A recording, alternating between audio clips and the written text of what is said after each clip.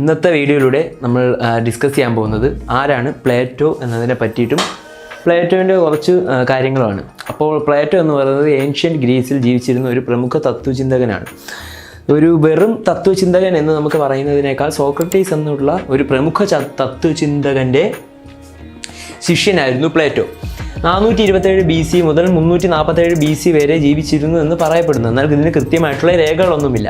Plato എന്നത് ഐഡിയലിസത്തിൻ്റെ father എന്നറിയപ്പെടുന്നു. അതുമാത്രമല്ല, സോക്രട്ടീസിൻ്റെ ഭരണശേഷം ഏകദേശം 12 വർഷത്തോളം ലോകം ചുറ്റിത്തിരിഞ്ഞ പ്ലേറ്റോ അവസാനം 40-ാമത്തെ വയസ്സിൽ തിരിച്ച് ഏഥൻസിൽ വരികയും ഗ്രീസിലെ ഏഥൻസിൽ വരികയും അക്കാഡമി എന്ന സ്കൂള് ഏഥൻസിൽ തുടങ്ങുകയും ചെയ്തു. ഇതിലൂടെയാണ് പ്ലേറ്റോ ഈ ലോകത്തിനെ നമുക്കറിയുന്നത്.